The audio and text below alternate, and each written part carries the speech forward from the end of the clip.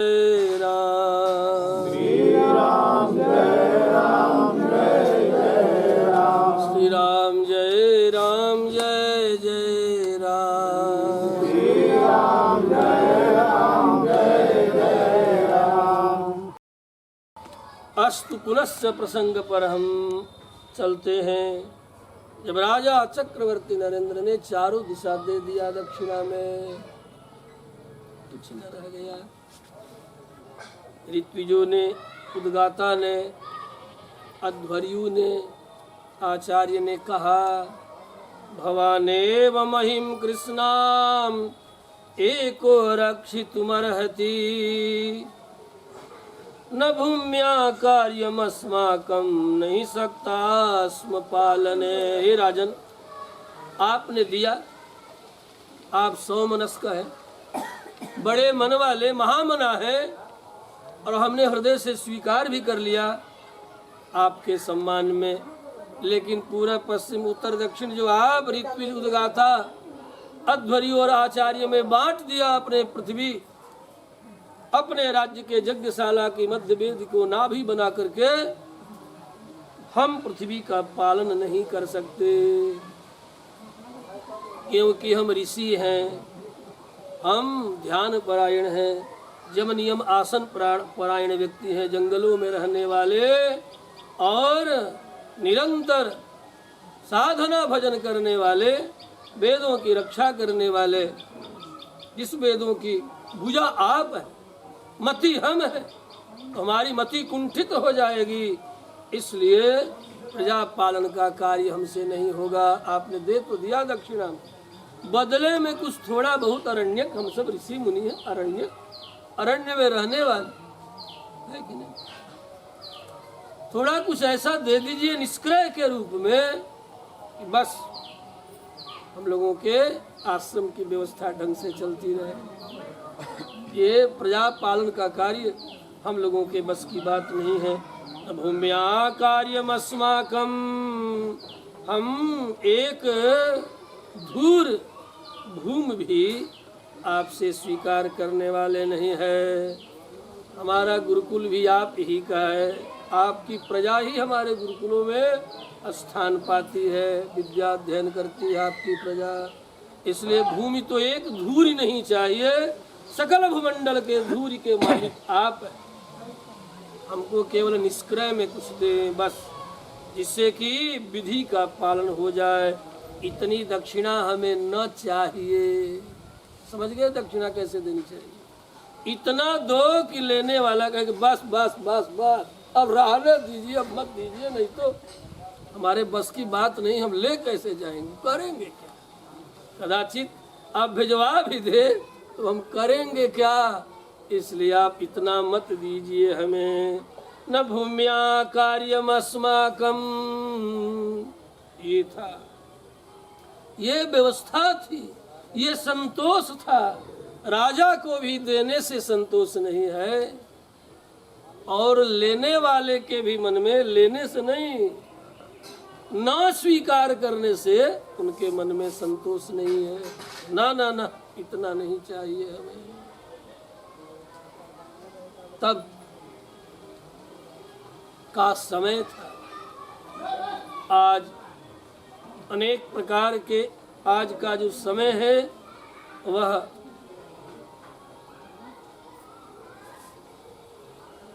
उपयोगवादी नहीं है। वर्तमान समय जो चल रहा है उपभोगवादी समय चल रहा है। उपयोगवादी और उपभोगवादी।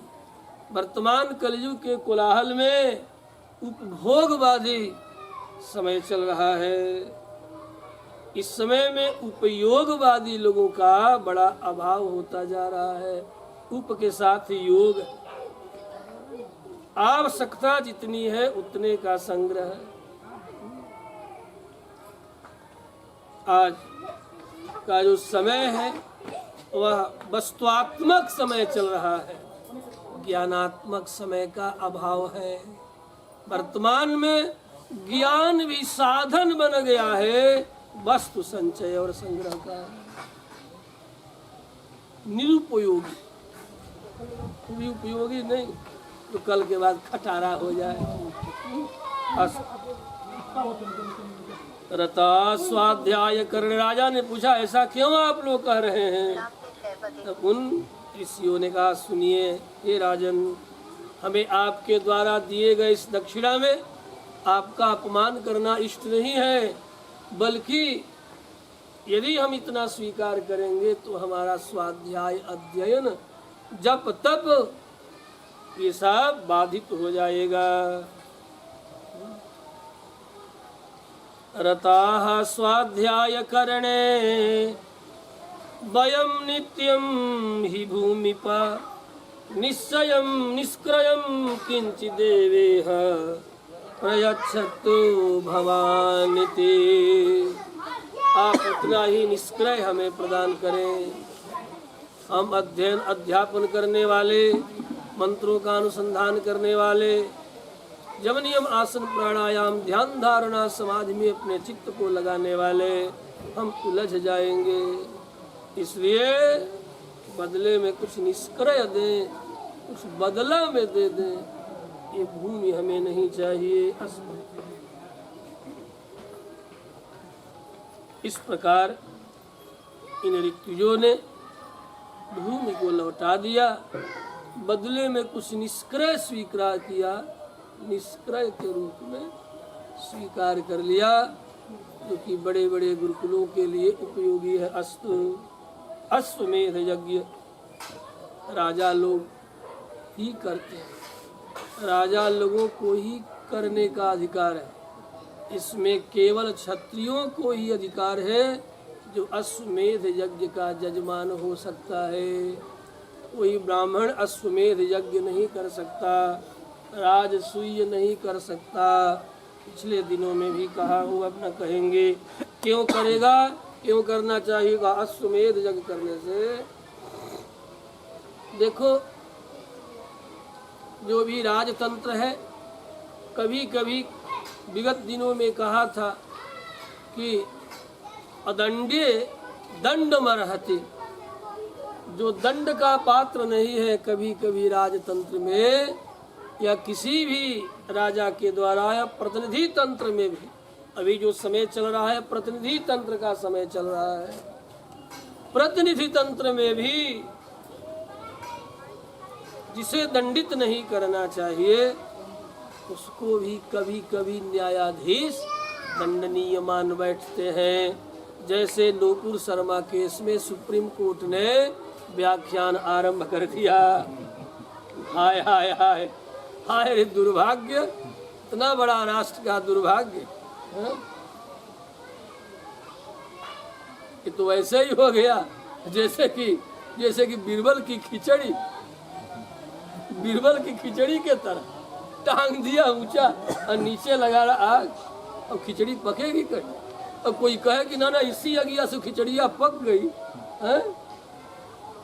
एक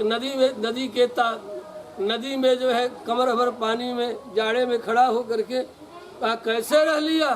कहा हे राजन, आपके दियट पर सबसे ऊंचे स्थान पर जो दीपक जल रहा था, उसी दीपक को देख करके मैं रात भर जो है पानी में, शिशिर ऋतु में रात में पानी में गुजार लिया। तो राजा मूर्ख कहे या कहा कि तुम हमारे दियट के दियरी के कारण, उसके प्रकाश के कारण तुझे गर्मी प्राप्त हो रही थी, इसलिए तू रात भर शिशिर ऋतु में रह लिया। उस राजा से मूर्ख दुनिया में कोई और होगा? वही दशा आज के वर्तमान दो न्यायाधीशों की, जो नुपुर शर्मा को कह रहा है नालायक पतित, महापतित। किसी के कारण जो है उदयपुर की घटना हो गई तो फला की तो ढेका की। श्री रामभद्र भगवान की। रामायण क्या कह रही है? देखो, ये रामायण हमें शिक्षा देती है। रामायण जगह जगह हमें शिक्षित करेगी।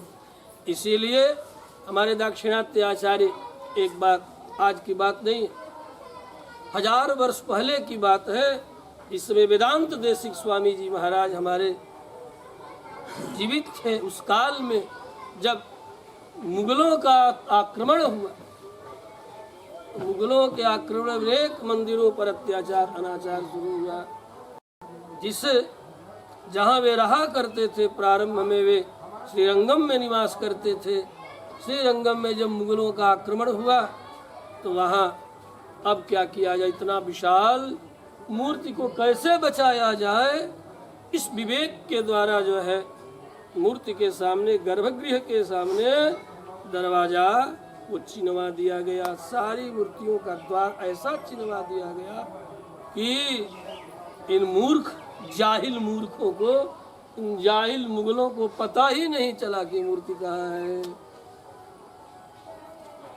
उसके बाद कथा इस पर है, अपने 2 पुत्रों को, एक के पेट पर श्री भाष्य और एक के पेट पर श्रीमद् वाल्मीकि रामायण बांध के और कहा बेटा अब यहाँ से निकल करके जादवाद्री के पर्वतों में जाकर के छिप जाओ। वेदांत देशिक स्वामी जी के जीवन का चरित्र। जब ये जाने लगे तो मुगलों ने देख लिया ये विप्र बालक किधर जा रहे हैं, पेट के बल लेट गए और घोड़े के टाप से वेदांत देशी के दोनों पुत्रों पर आघात किया मुगलों ने। यद्यपि मरे नहीं संयोग से, लेकिन अपनी छाती पर श्री भाष्य को और यही श्रीमद् वाल्मीकि रामायण को बांध करके बचा लिया। प्राण जाए तो जाए। उस समय वेदांत देशिक स्वामी उन दोनों पुत्रों से पूछा गया, इस पुस्तक की रक्षा करने के लिए तूने प्राण देना क्यों स्वीकार कर लिया? कहा ये पुस्तक यदि बची रहेगी तो पुनः हम श्रीरंगम जैसे मंदिर खड़ा कर लेंगे। इसलिए जो देश, जो राष्ट्र, जहाँ की प्रजा अपने शास्त्र को नहीं पढ़ती और शस्त्र नहीं रखती, एक भी हमारा देवता ऐसा है जिसके हाथ में शस्त्र न हो? एक भी देवता ऐसा नहीं मिलेगा। न काली मिलेंगी, न दुर्गा मिलेंगी, न भैरव भवानी मिलेंगी। सबके हाथ में अस्त्र और शस्त्र है। मतलब इसलिए अपनी नारियों को भी घर में जो है शस्त्र रखिए, कटार रखिए, जो कमर में कस करके, जरूरत पड़े तो कमर में कस करके चले। अभी कितने दिन की बात है, अभी 400-500 वर्ष नहीं हुआ जिस कटार के कारण अकबर की घीघी बध गई थी। इसने मीना बाजार लगाया था, छाती पर चढ़ करके वो तो छोड़ दिया वीरंगना ने, मार डाली होती।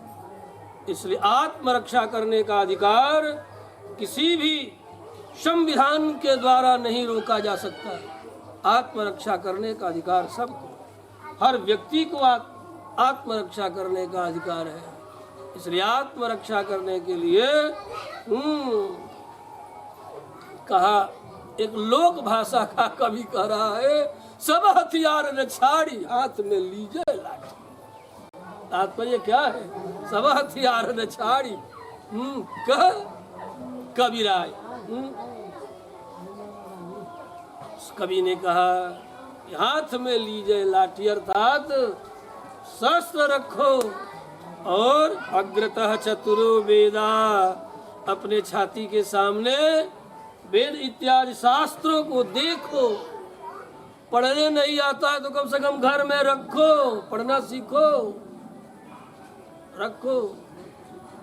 हाँ, और बच्चों को संस्कृत पढ़ाओ, क्योंकि शास्त्र ही तुम्हारी रक्षा कर सकता है।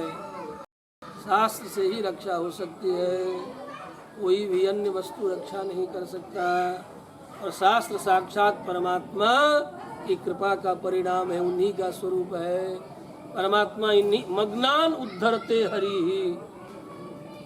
संसार सागर में डूबे हुए जीवों का उद्धार भगवान कैसे करते? कहा शास्त्र पाणिना, शास्त्र रूपी हाथ से परमात्मा जीवों का उद्धार, ये परमात्मा का वचन है, ईश्वरीय वचन है। इसलिए शास्त्रों को पढ़ना सुनना जारी रखना चाहिए। तो